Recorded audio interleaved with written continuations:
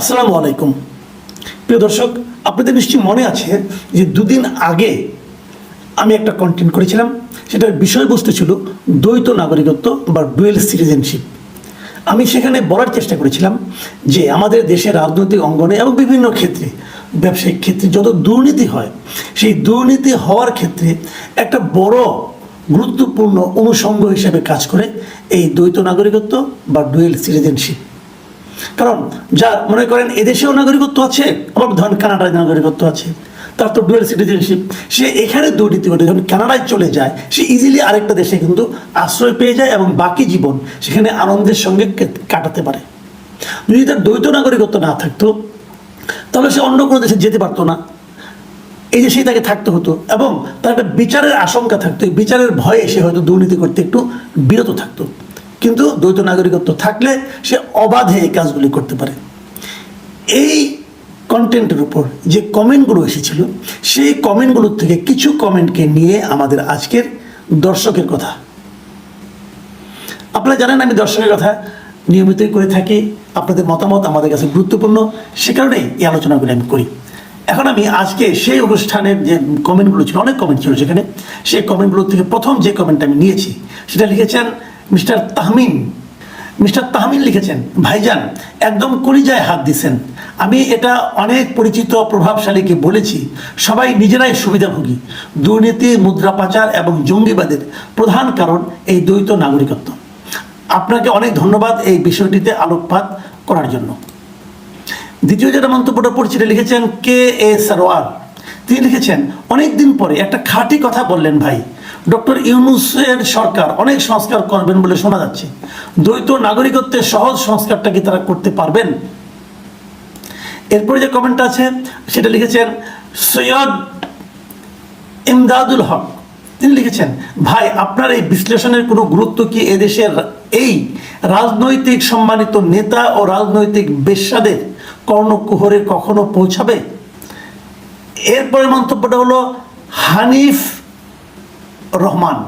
তিনি লিখেছেন, মাসুদ ভাই আপনার কথার সাথে আমি 100% একমত। যারা এতদিন সংস্কার করতেছে তারা এই ধরনের ইম্পর্টেন্ট আলোচনা করতে পারে নাই। মাসুদ ভাই আপনারটাই বেস্ট। আমি যদি সরকারি কোনো দায়িত্বে থাকতাম আপনাকে পুরস্কৃত করতাম। ধন্যবাদ ভাই, আপনাকে আমাকে পুরস্কৃত করতে হবে না, আপনার এই মন্তব্যে আমি পুরস্কৃত হয়ে গেছি, অনেক ধন্যবাদ আপনাকে। এখন যে কমেন্টটা পড়ছি সেটা লিখেছেন জামিল মাসুদ।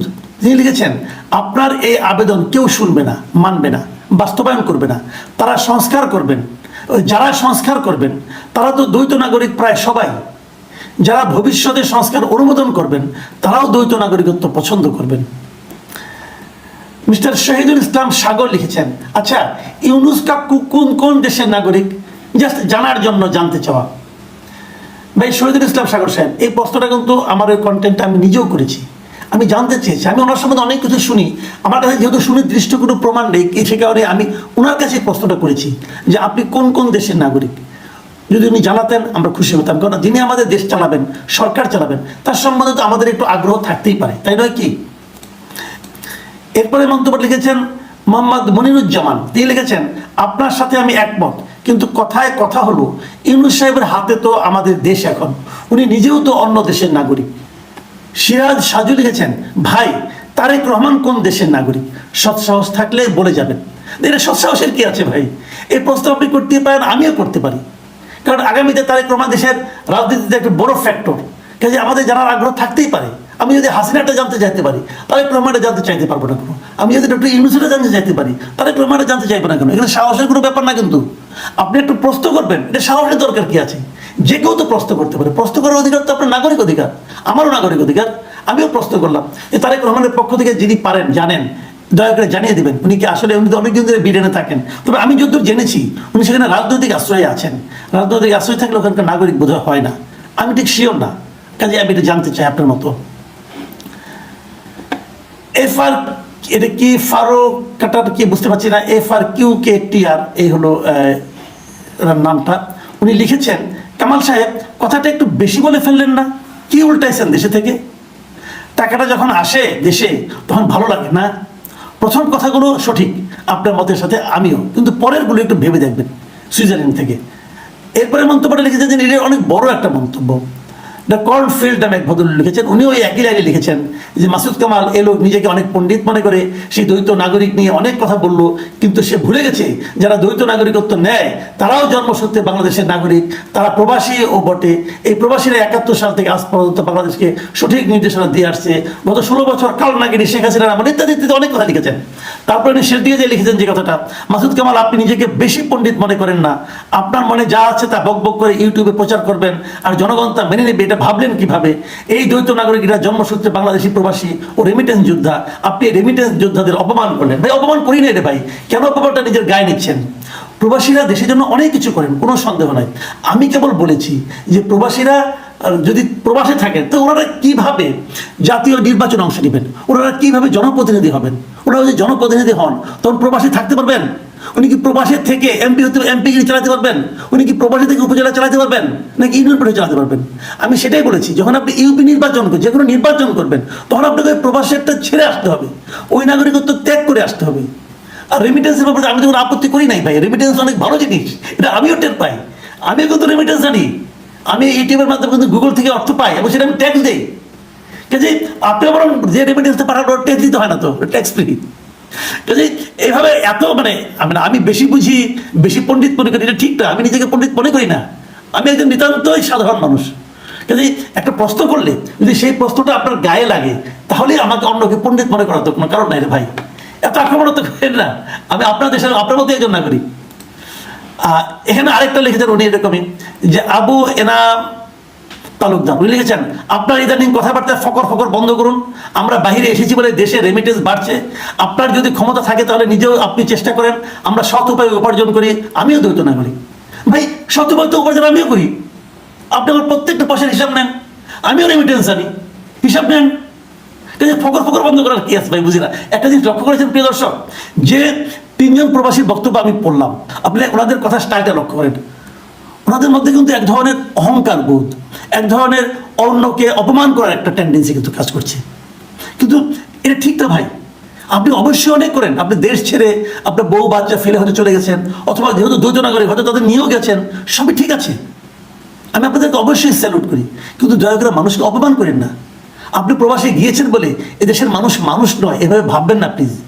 আমি কিন্তু একটা কথাই বলেছি, সবই ঠিক আছে, কিন্তু আপনারা যখন দ্বৈত নাগরিক হবেন, যখন আপনি আমেরিকান নাগরিক হবেন, তখন আপনি কিভাবে এখানকার একটা নির্বাচনে অংশ নেবেন? আপনি আমাকে এই কথাটা বলেন। আপনি তো আমেরিকায় থাকবেন, আপনার তো এক পা ওখানে এক পা এখানে।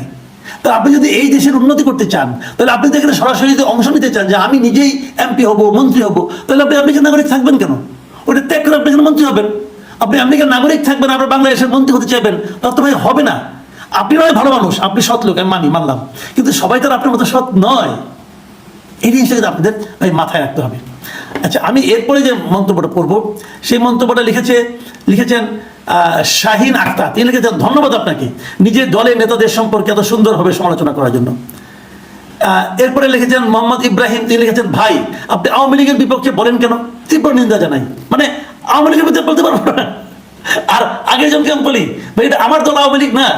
আমি আগের বার বলেছি, বহুবার বলেছি, আমি আওয়ামী লীগ করি না, আমি বিএনপিও করি না, আমি জীবনে কোনোদিন আওয়ামী লীগে ভোট দেয়নি, আমি জীবনে কোনোদিন বিএনপিকেও ভোট দিইনি।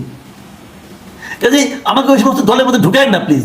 আমি সব দলের প্রশংসা করি, ভালো কিছু করলে, মন্দ কিছু করলে সব দলের সমালোচনা করি।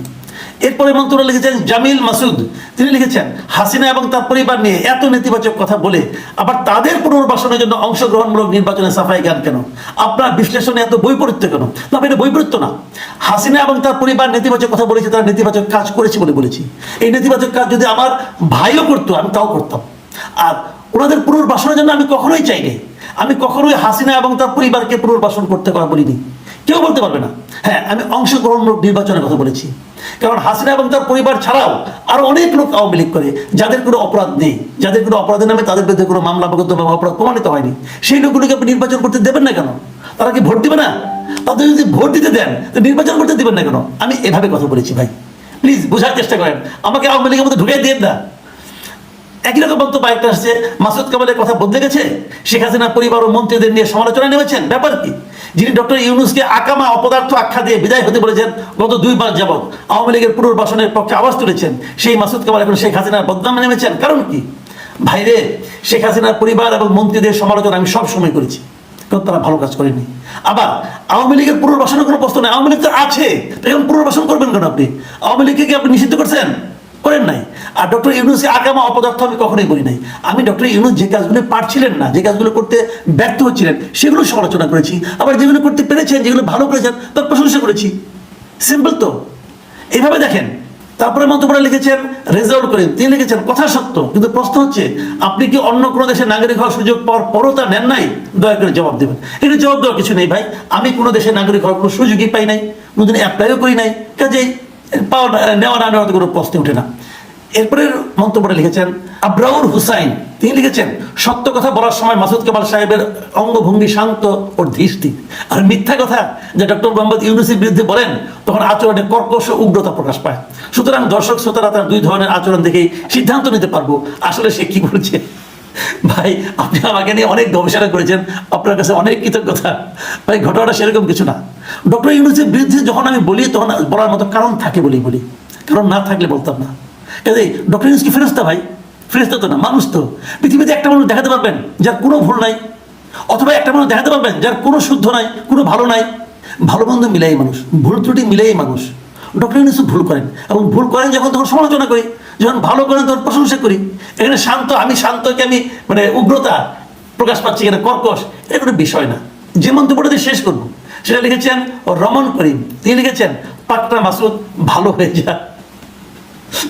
ভাই আপনার যে ছবি এখানে দেখছি, আপনি আসলে খুবই কাঁচা টাইপের একজন মানুষ, বয়স খুবই কম, তরুণদের মুখে বসে অনেক কিছু আমি মানাই বলে মনে করি।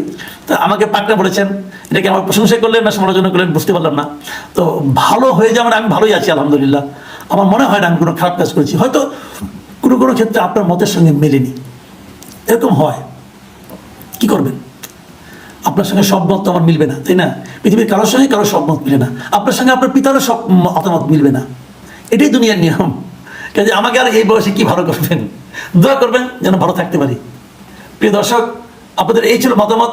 আমি একটু বড়ই হয়ে গেল, তো আশা করি আপনারা মতামতগুলো থেকে বুঝতে পেরেছেন যে আসলে এই দ্বৈত নাগরিকত্ব নিয়ে মানুষ কি ভাবছে, আমাদের দর্শকরা কি ভাবছেন। আমার মনে হয় এ নিয়ে একটু সরকারও চিন্তা ভাবনা করা উচিত। প্রিয় দর্শক, এখন এই পর্যন্তই। আল্লাহ হাফেজ।